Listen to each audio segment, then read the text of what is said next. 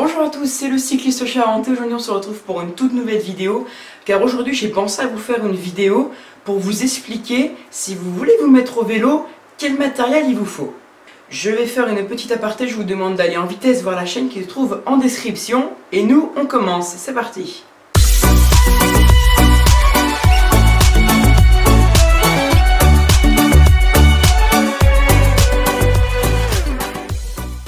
Donc j'ai pensé à vous faire une petite vidéo pour vous expliquer un petit peu qu'est-ce qu'il faut comme matériel pour commencer. D'abord, si vous trouvez un vélo qui traîne dans votre grenier, dans votre garage, même dans votre cave, un vélo, si vous voulez vous mettre sur un vélo de route, il faudra compter à peu près 400-500 €. Ce sont des vélos qu'on trouve en aluminium sur le marché.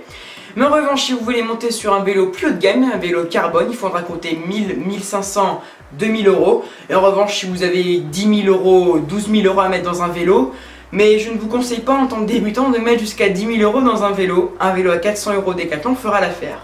Dès que vous avez trouvé votre vélo, le principal pour moi, il vous faut un casque. Vous avez des casques bas de gamme, mais pas trop, que vous trouverez sur le marché pour une trentaine, une quarantaine d'euros. Vous allez chez Decathlon, vous pourrez trouver un kit, si vous avez votre casque, ajustable par derrière, vous pourrez même mettre une visière. Un casque se garde à peu près 5 ans, où dès qu'il y a un choc, on le change immédiatement, on ne perd pas de temps. Un casque, c'est quand même la sécurité du cycliste. Deuxièmement, après votre casque, il faudrait peut-être s'équiper en termes de textile. Je vous demanderai, ou vous pouvez tout simplement mettre un maillot que vous trouverez à peu près à 15 € sur le marché, un jersey, sans oublier d'avoir des poches derrière, ce qui évitera d'avoir un sac à dos lors de ses sorties et ce qui facilite le rangement dans le dos. Voilà, des maillots comme ce style-là, bas de gamme plus ou moins, vous en trouverez sur 15-20 €. Et après, si vous voulez investir dans un bon maillot aéro, type pro, il faudra compter une soixantaine, 70 € à peu près. Troisième équipement et surtout à ne pas négliger, c'est le cuissard. Alors un cuissard, vous en trouverez sur différentes formes. Vous trouverez le cuissard à bretelles et le cuissard sans bretelles type short. Dans un cuissard, on ne néglige jamais la peau de chamois. C'est ce que vous trouverez ici. La peau de chamois, c'est ce qui fait un amorti sur la selle entre le bassin et la selle. C'est un amorti de plusieurs blocs de mousse plus ou moins. Et ça, c'est surtout à ne pas négliger. Il y a différents types de cuissards femmes et hommes. Il ne faut pas se tromper quand vous achetez votre cuissard. Surtout pour mesdames, il faut faire très attention au cuissard que vous achetez, car c'est pas le même, c'est pas pareillement dessiné. Voilà, un bon cuissard, pour moi je dirais qu'il faut mettre une cinquantaine d'euros, voire même jusqu'à 100 € pour trouver un bon cuissard. Vous en tant que débutant, je vous conseillerais de prendre un cuissard à partir de 20 €.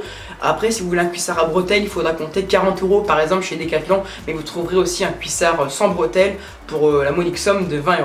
Autre chose pour votre sécurité en cas de chute ou même en cas si votre guidoline sur votre guidon n'est pas assez bonne à votre goût, je vous conseillerais de mettre des gants. Vous avez des gants par exemple Between de premier prix, ça doit coûter 5 ou même une dizaine d'euros. Moi j'utilise des gants à 37 € parce qu'il y a des trucs d'aéro, enfin bon voilà. Mais vous n'êtes pas obligé de mettre des gants, ce n'est pas une obligation.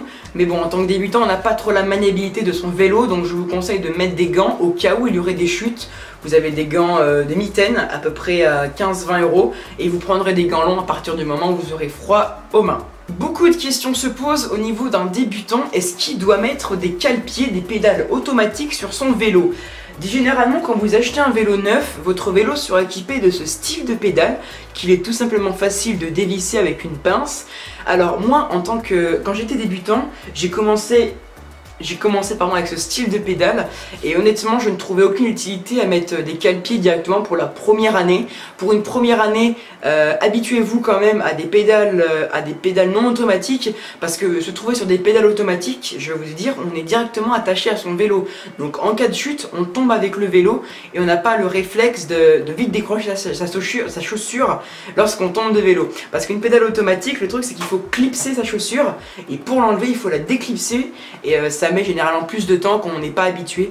Donc si vous débutez, je vous conseille fortement la pédale qui est vendue directement avec le vélo. Parce que tout ça a un prix. Cette chaussure là par exemple coûte 320 €, mais vous trouverez une chaussure à 100-150 € automatique sur le marché. Et un cale-pied de ce style là coûte à peu près 15 €, puis il faut acheter les pédales automatiques, ce qui donne à peu près 100 € au total pour des pédales automatiques. Si vous avez 100 € à dépenser, je vous conseille de le mettre dans un cuissard comme j'en disais tout à l'heure. Ou même si vous avez une cinquantaine d'euros, une soixantaine d'euros à mettre, je vous conseille de l'investir dans un compteur. Alors l'utilité d'un compteur quand on est débutant, c'est plutôt pas mal parce que ça motive dans le fait qu'on voit à l'allure qu'on va, le kilométrage qu'on fait et le total de kilomètres qu'on fait. En revanche, si vous êtes débutant, je ne vous conseille pas d'investir dans un Garmin parce qu'un Garmin, le premier prix équivaut à 300-400 euros. Celui-ci, c'est le Garmin Edge 1000 qui vaut 500 euros. Alors, je ne vous conseille pas d'investir dans un compteur haut de gamme parce qu'imaginons que vous arrêtiez le vélo, vous auriez 500 euros sur les bras à vendre et c'est pas très simple de vendre un compteur. Voilà, donc des compteurs de ce style-là, vous en trouverez 20 à 30 euros chez Decathlon. Et enfin, la dernière chose à ne pas négliger, c'est surtout le bidon. À chaque sortie, prévoyez un bidon, surtout par les temps chauds. Il faut toujours avoir au moins un bidon sur soi. Moi, je sais que j'ai un bidon 100 ml et 750 ml. Et à chaque sortie, moi, je les finis. À chaque fois qu'on fait 80-60 km, je finis toujours mes 2 bidons. En hiver, pensez surtout à boire, c'est très important. Et en été, à s'arroser la tête. Même si on est tout mouillé, c'est dégouline de partout, on s'en fout, il fait chaud. Mais au moins, on est déshydraté avec un bidon. Avec de l'eau qu'on se met sur la tête, donc surtout ne négligez pas le bidon, ça vaut 5-6 euros sur internet ou bien même à Decathlon. Et enfin, la dernière chose à ne pas négliger, c'est un kit de réparation que vous mettrez dans votre sac de sel. Achetez un sac de sel d'une valeur de 10 à 20 euros et dedans vous mettrez un kit de réparation nécessaire à réparer votre chambre à air. Pensez dès que vous achetez votre premier vélo à acheter une chambre à air qui correspond au diamètre de la roue, c'est très important, faites-vous renseigner par le vendeur. Demandez aussi un kit de réparation tel qu'une petite pompe que vous mettrez dans votre sac. Et aussi, moi j'utilise des bombes de type de airsoft. En gros, c'est des bombes qu'on visse sur un socle. On le clip sur la chambre et ça gonfle automatiquement. Achetez aussi un démonte-pneus aussi, ça peut toujours servir. Voilà, si je peux vous donner un petit conseil, évitez l'achat de vélos sur internet tel que Le Bon Coin. Si vous ne vous y connaissez pas trop en vélo, je ne vous conseille pas d'acheter un vélo sur Le Bon Coin parce que le vendeur peut vous mentir sur des points techniques et les points techniques c'est surtout à ne pas négliger.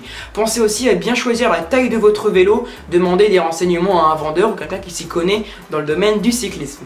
Voilà, c'était le cyclisme charentais, je vous remercie d'avoir regardé cette vidéo. La prochaine vidéo, je vous expliquerai qu'est-ce que je mets du coup dans mon sac de sel.